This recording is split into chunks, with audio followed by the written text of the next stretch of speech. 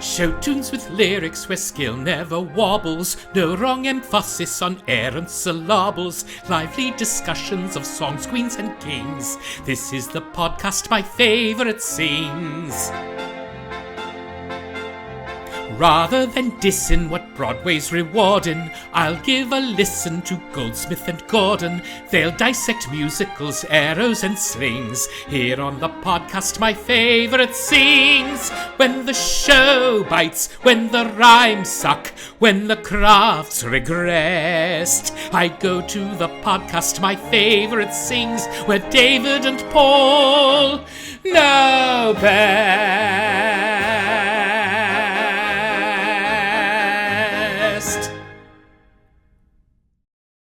Hi, David.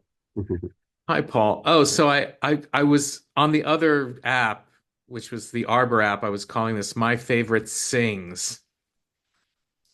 My favorite sings. Cute. With David Goldsmith and Paul Gordon. Nice. I like it. You do? Yeah. My favorite sings.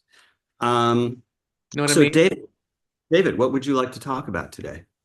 Well, so Dimitri called me yesterday and he said, well, we used the other Arbor app, and he said, just start talking about like one of your favorite lyrics. And of course, what did I immediately think of? What show did I immediately think of right now? You immediately thought of Daddy Longlegs. Always. And, you thought of Like Other Girls being a very poignant lyric. And I appreciate you talking about me in public and my prowess as a lyricist. And then what did I think of? Well, I mean, Sondheim. I guess it would be Pacific Overtures, and I guess it would be for me, it would be what? It's Hello. It's not Hello. What's the song called? I'm sorry, I'm spacing on the name. Oh, Please Hello from Pacific Overtures? Hello, please. Oh, To me, that's one of the greatest lyrics ever written. Please Hello and Pacific Overtures. Those are, yeah. Please Hello. Hello, I bring you letters from Her Majesty Victoria, who learning how you're trading now sang Hallelujah Gloria, and sent me to convey to you her positive euphoria, as well as little gifts from Britain's various emporia. Now, what's interesting is that I am not a Gilbert and Sullivan fan, and I know that this was an homage to Gilbert and Sullivan. And to me, what Sondheim did was so astounding. It just, the triple rhymes, the quadruple rhymes, the intelligence. But after all of that, the music is incredible. Now, it's in a simpler form musically than what he generally does, but since he is doing sort of a pastiche style, he's doing Arthur Sullivan. He just does it better than the original and makes it musical in a way that surprises you, and is not as many composers, I think, that do this same sort of thing where I'm going to take a style and do it. It sounds completely generic and not interesting. Sondheim never does that. He, like Follies is a perfect example of every song is pastiche of a different style. And every one of those songs is brilliant in its own way. I am done talking. No, I think it's when he's doing a pastiche, he never tackles a pastiche unless he can actually improve on it. And what you notice about just the Please Hello, the British Admiral, is that, and you pointed this out, it's not just he's rhyming every end of the phrase or even one internal rhyme. He is triple rhyming and quadruple rhyming, so that, for example, if we're going to just go to Gilbert, so Gilbert is, I am the very model of a modern major general. I've information, vegetable, animal, and mineral. I know the kings of England, and I quote the fights historical from Arlington to Waterloo in order categorical. Now, so he's doing anti-penultimate rhymes at the end of every line, historical, allegorical, and it's really clever and great. But what Sondheim does when he's going to tackle doing a pastiche of Gilbert is Hello, I bring you letters from Hello, I bring you letters from Her Majesty Victoria, who learning how you're training now, sang Hallelujah, Gloria, and sent me to convey to you her positive euphoria, as well as little gifts from Britain's various emporia. Right? I mean, it's simply mind-boggling. Yeah. It's mind-boggling. So he won't do it unless he knows that he can actually like take what he's been given and improve upon it, which is it's ballsy, but it's what I think is important is that it's quantifiable. It's actually scientific. It's mathematical. It's not just that he's brilliant. It's that he's basically showing us you can do this. It is doable. You just have to work a little bit harder to make it happen. And I I was would challenge that when you say it's doable, I think it's doable by maybe 3 or 4 people on the planet. I mean, that's how challenging it feels to me what he's achieved. And I guess I would ask you as a lyricist, and I think I know the answer. When first let's say David Goldsmith hearing that lyric for the first time, did it inspire you or depress you? Did you think, oh my God, this is somebody created this? Or as a lyricist, did you think, holy shit, I don't know if I could ever do this, and that might depress me. well, look, What was your first impression when you heard that lyric? I think I'm fortunate because, things hit you at a certain time in your life and your development and Pacific Overtures and company. And like I was in my early teens. So Pacific Overtures, I first heard, I was probably 14 years old. So I didn't even know what I was listening to. I just knew it was aspirationally brilliant. And I learned from it. Like I just studied the shit out of it. So, for me, I never got depressed about it because I hadn't already like created this body of work that paled in comparison. I hadn't done anything yet. So, it just hit me, all the Sondheim hit me, in my teens, all the Ooh, major Sondheim, Company, Follies, Night Music, Pacific Overtures, and Sweeney Todd, right? Like all of his final shows before Merrily Roll Along with Hal Prince, the yeah. 70s when that was really, let's face it, he was writing at his peak. There's probably not a better lyric than Chrysanthemum Tea from Pacific Overtures. Like it's in terms of pure perfection. There's probably that's among That a, is my stance on that right, on that. of a decade of sort of apexes in lyric Yeah. writing musical theater that and I was in a really formative time. So I mean, so like when we did Dorrit and I did the Rigaud thing, actually I can't even really remember now what it was, but those all of those, in that it was like in a very quick I think a Yeah, no, it's 9 very similar. 12/8. Um Yeah. uh anyway, that I'm just doing it because it can be done. It's the difference between like when you write a melody and you're writing from your heart and you're using your right brain, that is, the music is more subjective in that way. You either love it or you don't. You either have heard it before or you haven't. And I mean, what I love about your music is that it's always taking me someplace I didn't quite expect. And that's very exciting and appealing and keeps you on your toes. Um, and lyrics should do that too, but in terms of craft and form, I think that there's much more, structurally, there are rules that just get set up by the English language that they're more fluid and subjective and heartfelt in a way when it's just about the music, I think. So for me, it's a very clinical thing. Like, when we work on lyrics together, it's just like, here's where I think the rhyme scheme falls. Here's how I think it, here's where, if you've written a melody, here's where I think these internal rhymes would fall and that sort of thing. I mean, to me, that's math. Yeah, that's interesting. Something you said just a moment ago struck me. I can't remember how you phrased it, but you were saying, music is just subjective. You either like it or you don't. And the thought that what was triggered for me is, and see if you agree with this, that I think it's way easier to fool people musically than it is lyrically.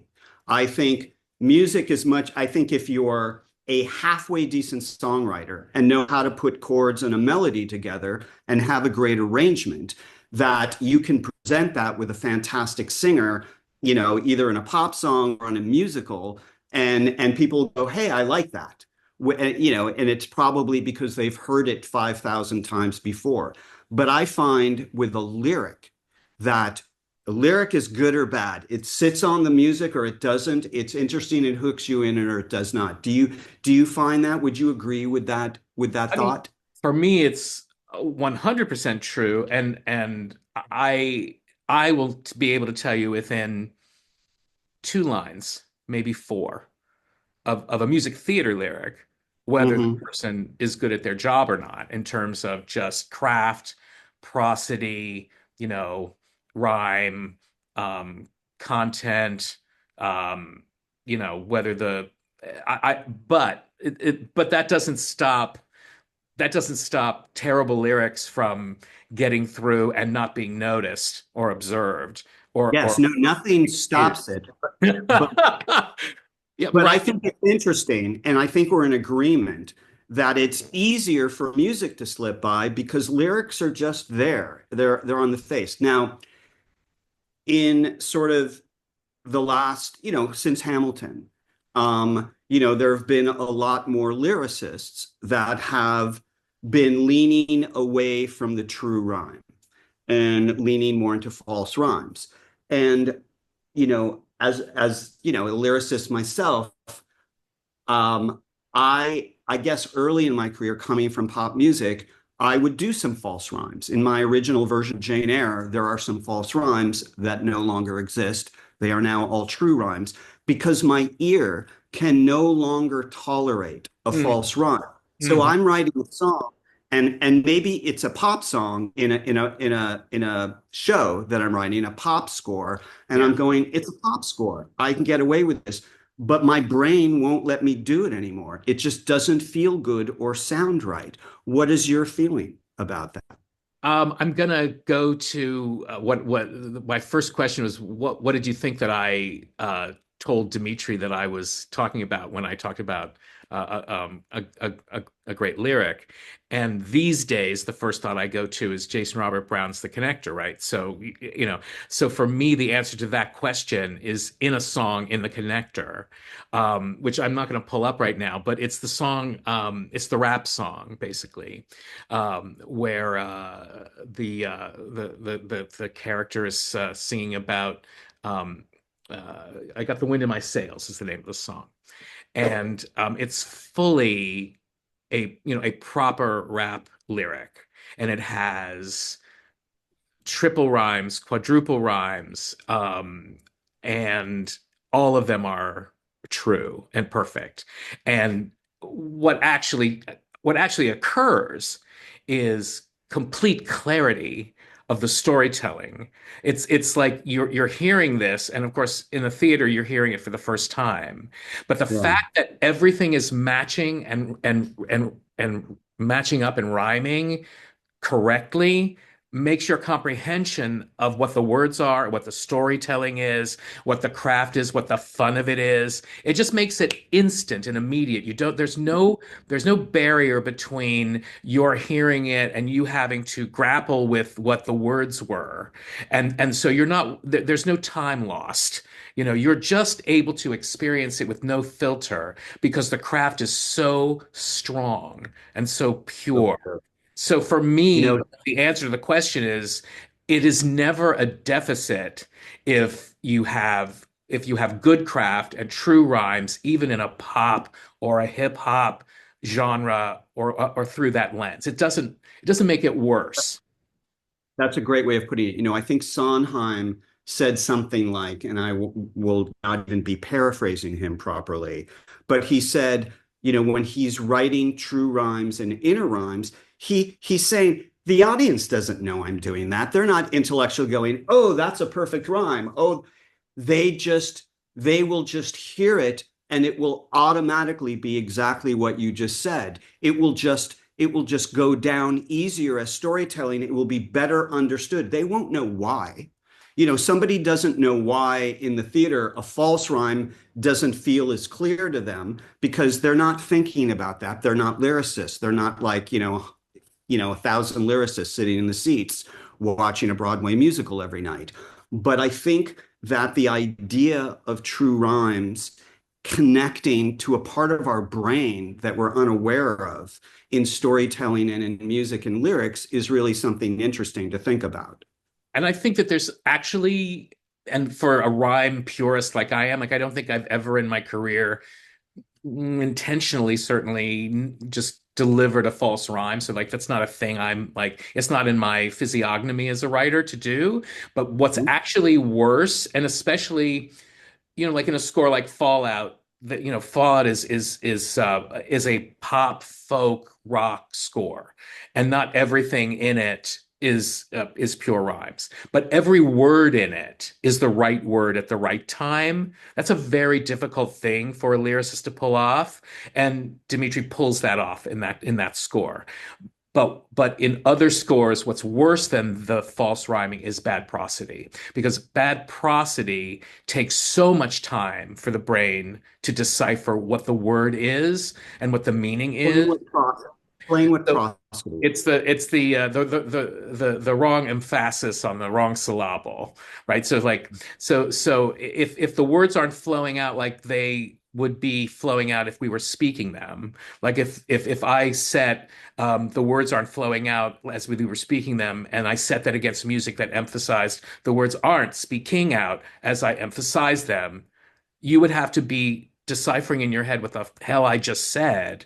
And then it's so distracting because you're having to work out not just what the words are and what they mean and how they fall, but also like what they actually are. And that is honestly almost never recoverable. And wouldn't you add that you're also taking the time to do all those things, but also laughing and mocking the lyricist in your head? Well, I certainly am. It But takes a little bit of time too. And there is a show that is the I think the poster child of what you're saying that I will not mention, yeah, but I don't. think we know the show we're talking about. This is my favorite sings, not my least favorite sings. Yeah. Right. So we won't say what it But is. that's really the problem. I think, in a lot of what we hear now, is the lyricist saying, well, I want to say something, I want to say it this way. And the composer is saying, I've written this music this way. And it's almost like they never got in a room together to actually work out, the best way to deliver it. And the best way to deliver it is the music isn't fighting the lyrics. They're not at war with each other, just because I wanted to say it a specific way. And it's ultimately, I think, really the job of the lyricist to hear if the melody is in place and the melody is working, then it's really incumbent upon the lyricist to find the way to lay out the lyrics so that they flow naturally onto the music and onto the accents and the melody. But again, a lot of times when a composer is his own lyricist and he's very facile at just kind of like making anything work, then he can let himself get away with a lot of extra words, just like he'll add, he'll add things or make things go in a way that That be me. yeah. No names, no names. Well, that's one of the reasons why I think you and I are, so compatible. Like I think we're very good at reining each other's worst habits in, and for me, my worst habits are staying rigid and staying too close to structure and form. I need to always be learning to break away and do unexpected things. And for you, you are always doing away and unexpected things, and I help bring you back into structure. So I think that's really ideal. Well, I think what's good about our writing relationship and what you just said is that my music sometimes just goes off and doesn't follow strict form. So I force you to go off the path occasionally. So I want to ask you a question just overall about musicals, and I will tell you ahead of time that I already have my answers. So I'm just springing this on you. But I want to ask you about what are three things that you would tell somebody who could be a lyricist, composer, book writer who wants to write a musical? What are three things you would, three pieces of advice you would say? This, and this. And if you want, I can go first because I have my three, which would give you time to think of yours, or you can just wing it. Well, let me give you three, and Okay. then you give me your three, and then I'll see if I've got four, five, or six. Okay. So the first thing I would say is listen to everything. Know everything that's come before you as much as you possibly can. Understand the history of the form that you're working in. Study as much, never ever stop. Like you should spend no time doing anything other than listening to Ira Gershwin, George and Ira Gershwin, Cole Porter, Irving Berlin, Frank Lesser, Bach and Harnack, Kander and Ebb, Stephen Sondheim. This just know what came before you so you don't so you understand as you listen what the masters of the form have done and what they've created ahead of you so that you can learn from it and learn to not repeat it. And then you can internalize it and then filter it out through your own voice. So that's the That first thing. That's the that's first. excellent. Um, the second thing I would say is read about lyric writing. Now, we're talking about lyrics or we're talking about musicals? What are we talking about? Difficult. Well, it could be any aspect. It's up to you. Take any aspect you want. So I think part of listening to everything is seeing everything you can see, good and Hmm. bad, learning everything you can learn, good and bad, see what appeals to Hmm. you, see what works for you and what doesn't. I would also, and on top of that, it's listening, watching, reading. Definitely read Sondheim and Company, the chapter in the Craig Zaden book, the chapter about lyric writing. Definitely read um, uh, what the two hat books by Sondheim. Look, I Made a Hat and Finishing the Hat. Read Finishing the Hat. Read Look, I Made a Hat. Um, because that's Hmm. really that's the text. Um, Hmm. and anything you can get your hands on. Alan J. Lerner's written great books. Read his books. I mean, read about the people who've done it, and then the third thing is actually study the craft itself. Get get an actual Clement Wood rhyming dictionary. Read the first pieces of before the dictionary starts so you know what rhyme is, what rhyme schemes are, what types of rhymes there are, what types of poetry they are. Know the difference between poetry and lyrics. Just just learn your craft. And then those are three things before you should sit down and try to write a lyric. Those are excellent, David. And thank you for the reminder on Sondheim and Company because, I have my three things that are just little bullet points. But I just want to say that reading Sondheim and Company in my 20s before I had written a musical before, but I hadn't really, stepped into the world yet, was so life-changing and taught me more about writing musicals than anything I had ever done and before or since, even more so than actually being in a room. And that's an incredible thing to say because in Sondheim and Company, you are in the room. You're in the room for West Side Story, Gypsy, all of the major shows. And Yeah. it's just unbelievable. You're getting accounts from all of the masters, Jerome Robbins, Leonard Bernstein, Sondheim and some of the actors involved. So that's amazing, and thank you for that, David. I think my three general rules right now, and was just off the top of my head when we knew we were going to have this discussion today, is rule number one for me is you have to care about the characters that you're writing about. And ideally, and this is just a me thing, so it's just that my rules. Well, I agree with I you. yeah, I want to care. I want to care what happens to my protagonist. I want a protagonist, number one, and I want to care what happens to my protagonist. And I want to care so much about this piece that I'm writing because I'm probably going to be working on it for 10 years of my life, if it's any good and if it has any traction. So you've got to be passionate about the subject matter, the source material, whether it's an original show based on a book or a movie or whatever it is. Anything is fine based on source material as long as you connect to it and you care about these characters. That's number one. And then just in the writing, and this just came into my brain, and it's just sort of everything, less is more. A lot of the musicals I've been seeing on Broadway in the last few years or readings that I go to is just excess. It's just this idea, that idea, which is great in the first developmental stages of your show.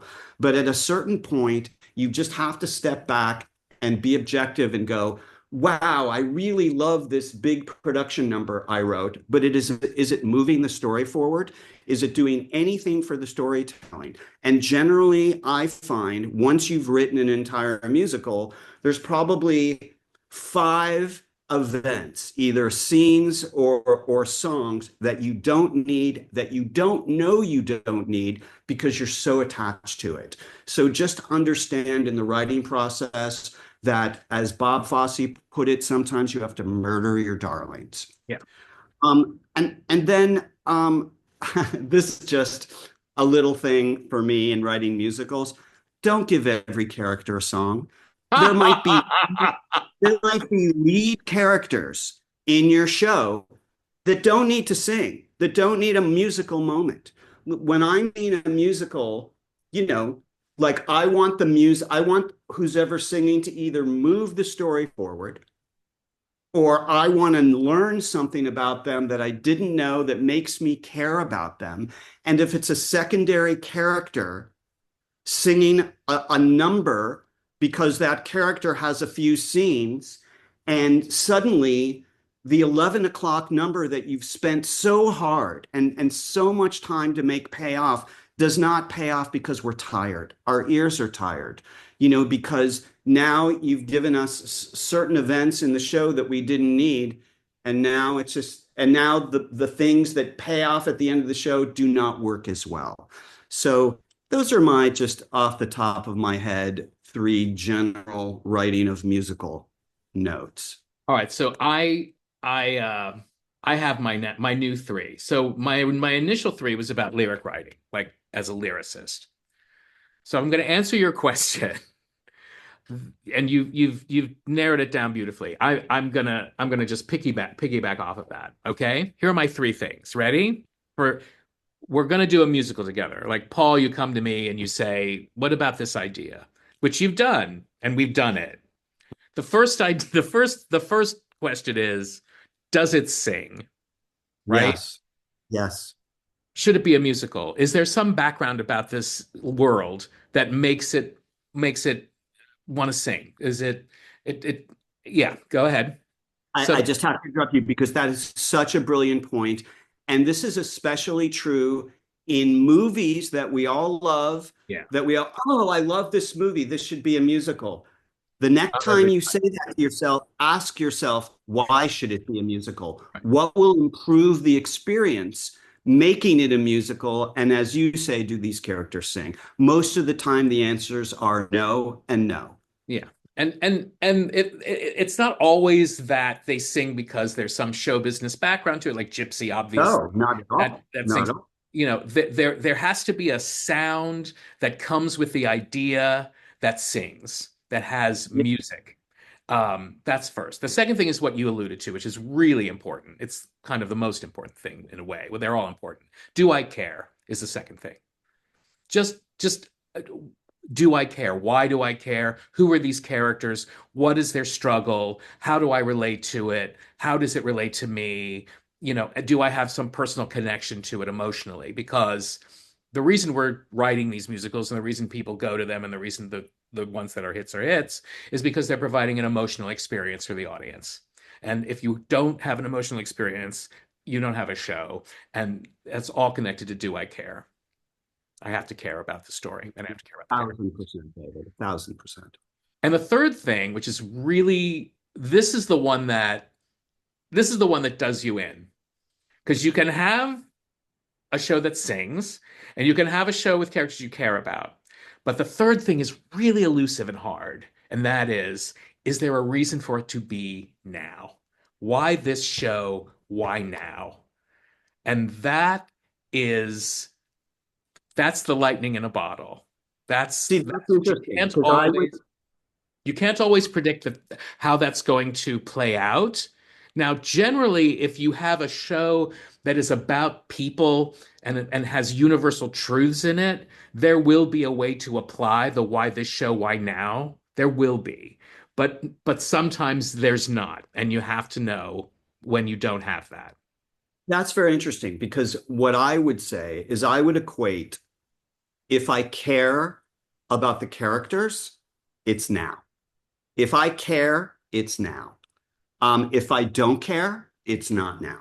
But maybe that's just my personal take on that. Well, I think I feel the same way. I just know that ultimately, I know you too, we're all looking at the business of this, right? So we're saying, is this the moment for this show with this subject matter, or how many characters do we have? Is it producible, right? Yeah.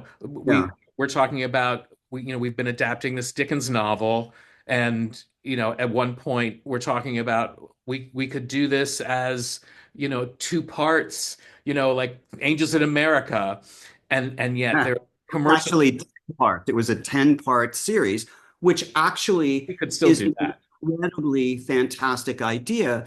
But we're living in an era where, that's going to cost, $100 million, and we don't have that And kind of and resource. and we're in an era where ideally it's like a 80-minute one act musical, right, at the most.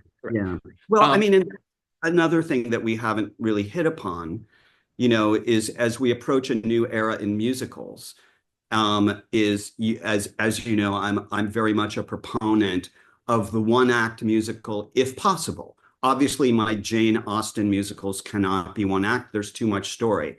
But again, going back to one of the points that I was saying, less is more, there might be 5 events you don't need. If there's a way, I think today, and talking about now, if there's a way to tell your story in one act and not interrupt stage magic, it's just one of my things.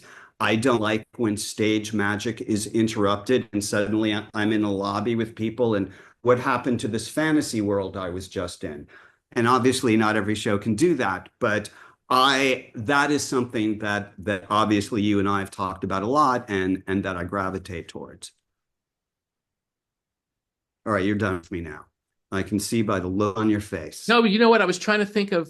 I'm never done. I was trying to think of an example of a show that had a why this show, why now problem, and deserved to run but closed. And the only thing I thought of was recently was Swept Away, which I don't think you saw, but I did.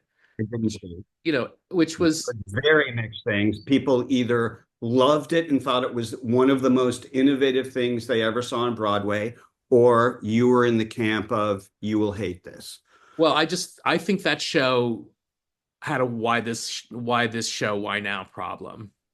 I think Okay. I think that was, you know, I think probably in times when there was less turmoil in the world and less anxiety in the world than a show about a shipwreck and cannibalism might have had, a way to, break through because it wouldn't have been layering onto all of the misery. Um, uh, anyway, but there's probably more So, so if trenchant examples of that. I'm hearing you correctly, you're saying we should not write a show about cannibalism. I'm Do I just have that right?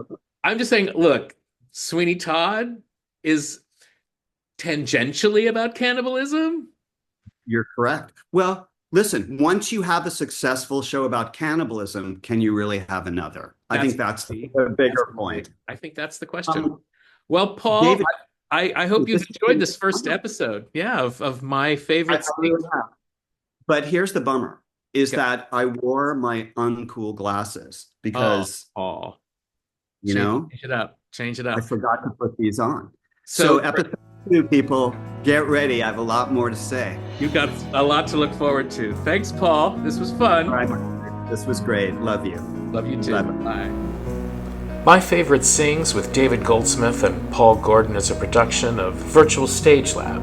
Virtual Stage Lab was founded to create film captures of original musicals and plays to democratize how theater gets developed, seen, produced, and licensed for production.